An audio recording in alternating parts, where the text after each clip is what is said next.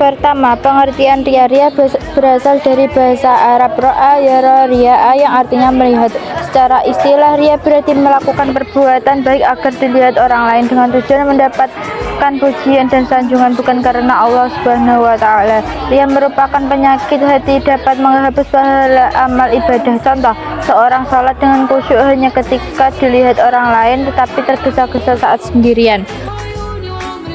Kedua, dalil tentang ria. Pertama, dari Quran surat Al-Baqarah ayat 264. Hai orang-orang yang beriman, janganlah kamu menghilangkan atau pahala sedekahmu dengan menyebut-nyebutnya dan menyakiti atau perasaan si penerima, seperti orang yang menafkahkan hartanya karena ria kepada manusia dan dia tidak beriman kepada Allah dan hari kemudian. Kedua, dari Quran surat Al-Anfal ayat 47. Dan janganlah kamu menjadi seperti orang-orang yang keluar dari kampungnya dengan rasa angkuh dan dengan maksud riya kepada manusia serta menghalangi atau orang dari jalan Allah. Rasulullah Shallallahu Alaihi Wasallam bersabda, sesungguhnya amal perbuatan tergantung pada niatnya dan sesungguhnya setiap orang akan mendapatkan sesuai dengan apa yang ia niatkan. HR Bukhari dan Muslim. Artinya amal dan diterima di sisi Allah Subhanahu wa taala hanya amal yang dikerjakan dengan niat ikhlas. 3. Jenis-jenis ria. 1. Ria dalam niat. Ria yang muncul sebelum beramal saat seseorang sudah berniat melakukan kebaikan bukan karena Allah tetapi agar dilihat dan dipuji orang lain.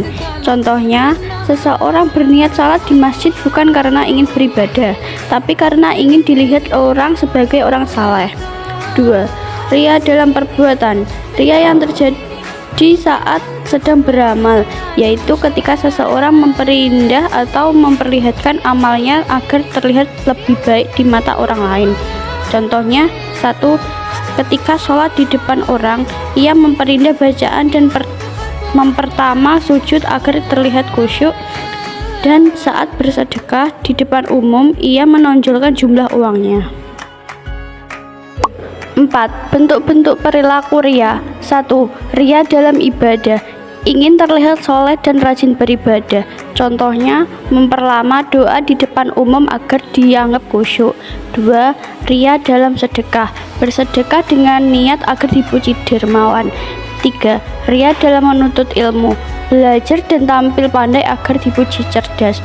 4. Ria dalam amal sosial. Menolong orang hanya untuk popularitas atau penceritaan. 5. Akibat perilaku ria. 1. Dapat mengikis dan menghilangkan pahala kebaikan yang telah dilakukan serta merusak iman. 2. Merendahkan kehormatan diri secara langsung dan tidak langsung.